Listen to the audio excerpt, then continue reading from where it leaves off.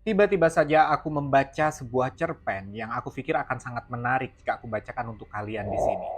Apa jadinya jika kalian datang ke sebuah rumah dan itu adalah rumah sahabat kalian di masa kecil?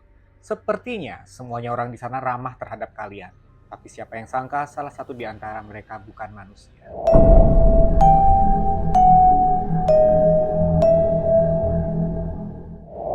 Fiona sedang berlibur di rumah seorang temannya semasa kecil namanya Selfie.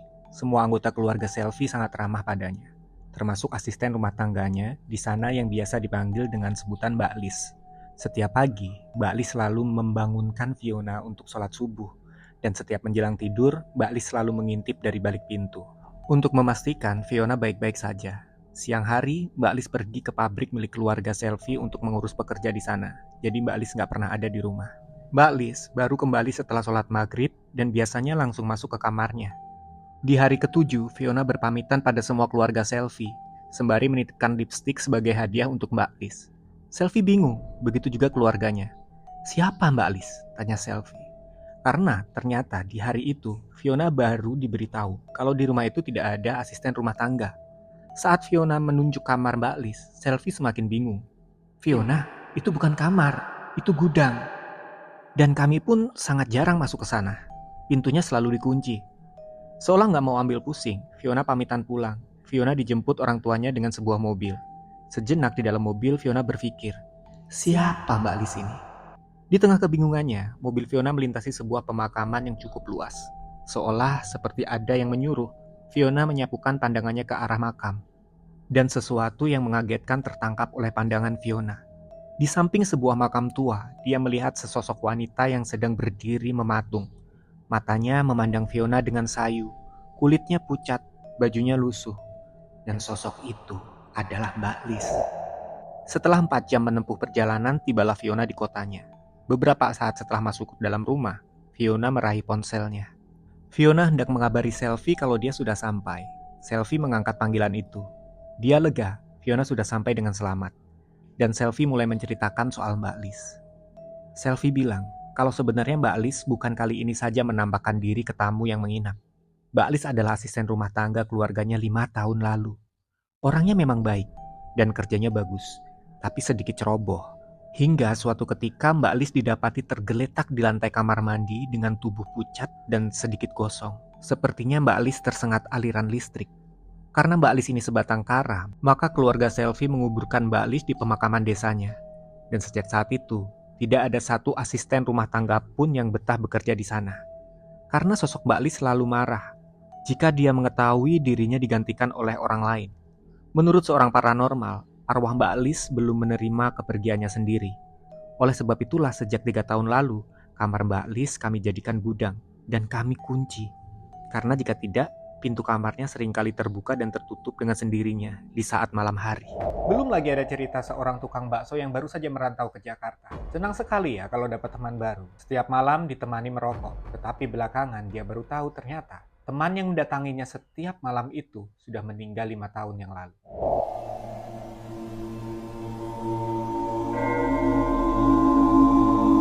Sebut saja namanya Lukman. Dia adalah pemuda perantauan dari Jawa Tengah. Di Jakarta, dia mengadu nasib bekerja halal sebagai seorang penjual bakso. Bukan bakso keliling ya, melainkan gerobaknya mangkal di sebuah pertigaan. Dia berjualan mulai sore. Dan biasanya dia akan tutup jam 11 malam.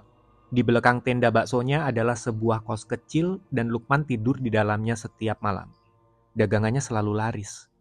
Untuk ukuran pedagang baru yang baru saja berjualan 5 bulan. Biasanya sebelum jam 11 malam baksonya sudah habis terjual, sehingga tepat pukul 11 malam, biasanya tendanya benar-benar sudah tutup.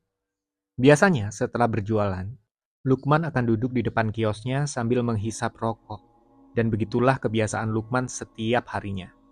Tetangga-tetangganya awalnya heran, kok Lukman sangat jarang bergaul dengan tetangga-tetangga, dengan sesama pedagang yang juga kos di dekat situ. Tapi orang-orang awalnya berpikir, mungkin Lukman adalah orang yang pemalu dan tertutup. Hingga pada suatu ketika, malam hari jam 12 malam, ada 2 orang tetangga yang berjalan lewat depan kios Lukman. Ami dan Farhan, sebut saja namanya begitu. Mereka adalah suami istri yang malam itu pulang dari pengajian. Ami menggendong anak mereka yang berusia 5 tahunan, sebut saja namanya Dion.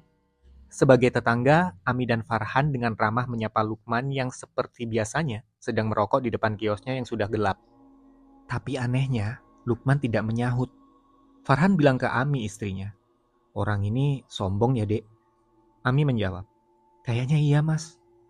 Mereka pun melanjutkan perjalanan, berjalan hingga sampai di kontrakan mereka, yang kurang lebihnya 100 meter dari kiosnya Lukman. Sesampainya di kontrakan, suami istri ini masih saja menggerutu, tapi suara mereka terhenti manakala Dion anaknya menyeletuk. "Om Lukman bukan sombong, Ma. Tapi Om Lukman kan tadi lagi ngobrol sama temannya."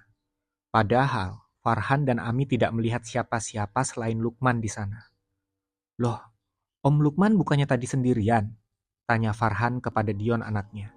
Dion menjawab, "Tadi Dion lihat ada temannya, Om yang rambutnya rapih."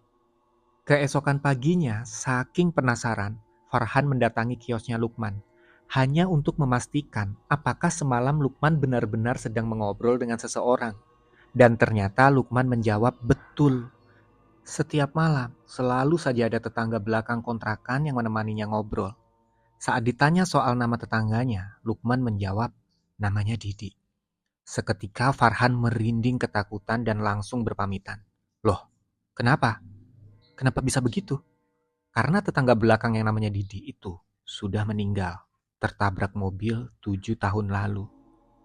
Dan memang kecelakaan itu terjadi tak jauh dari pertigaan kontrakannya Lukman.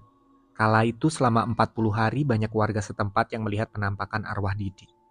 Tapi setelah 40 hari, penampakan Didi sudah tidak pernah terlihat lagi.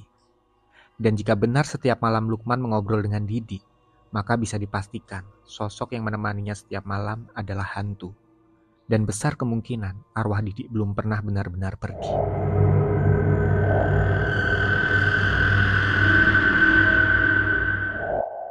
Kejadian ini benar-benar terjadi dan dialami oleh seorang sahabatku.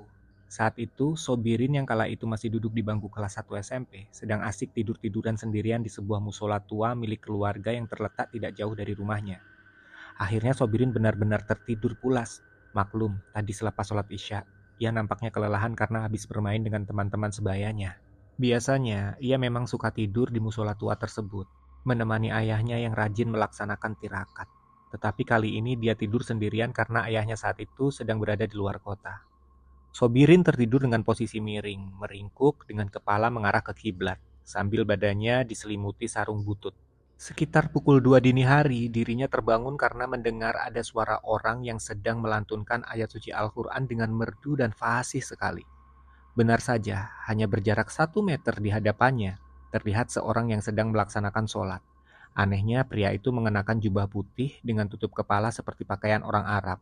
Belum pernah ada orang yang sholat dengan berpakaian seperti itu di musola ini. Sobri merasa aneh dan merasa ada yang tidak wajar.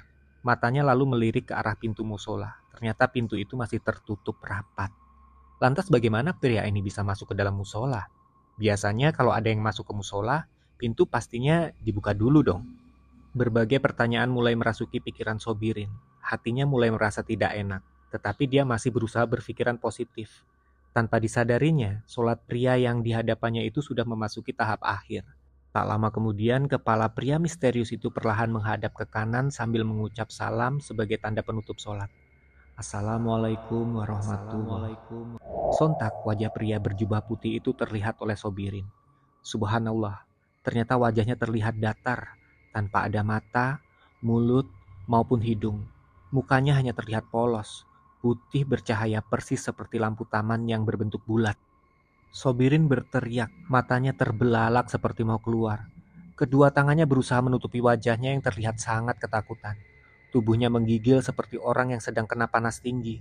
Sesaat kemudian Sobirin tidak ingat apa-apa lagi. Dirinya terlelap, tak sadarkan diri. Mendekati waktu subuh, beberapa pria mulai berdatangan ke musola tua itu. Mereka terkejut mendapati seorang anak kecil yang sedang tertidur dengan posisi yang tidak wajar. Terlihat anak remaja itu tubuhnya meringkuk, namun kepalanya terlihat sedang memandang sesuatu dengan mata terbelalak. Kedua tangannya tampak sedang berusaha menutupi wajahnya. Tubuhnya kaku seperti robot. Para jamaah musola itu berusaha membangunkan Sobirin yang masih terbaring pingsan. Namun tak seorang pun yang berhasil menyadarkannya. Dia tetap terbujur kaku, tidak bergerak sama sekali, kecuali nafas dan detak jantungnya yang terdengar agak cepat seperti orang-orang yang sedang berlari. Tidak lama kemudian, masuklah seorang pria tua yang berjalan dibantu tongkat. Pria tersebut tidak lain adalah Pak Haji Ahmad, sesepuh desa yang paling dihormati. Melihat kejadian tersebut, Pak Haji Ahmad menyuruh salah satu seorang jemaah untuk mengambil nampan berisi air, disertai beberapa bunga mawar dan melati. Setelah itu dibacakan beberapa doa yang diambil dari beberapa ayat suci Al-Quran. Air dari nampan tersebut lantas diusap ke muka Sobirin. Hanya dalam tempo beberapa detik, tubuh Sobirin menjadi lemas dan dirinya sadar kembali. Sobirin heran melihat banyak orang mengelilinginya. Setelah sadar apa yang terjadi, dia lalu menceritakan semua kejadian yang baru saja dialaminya. Sejak saat itu, dia tidak berani lagi tidur sendirian di musola tua itu, kecuali jika bersama ayah atau teman-temannya.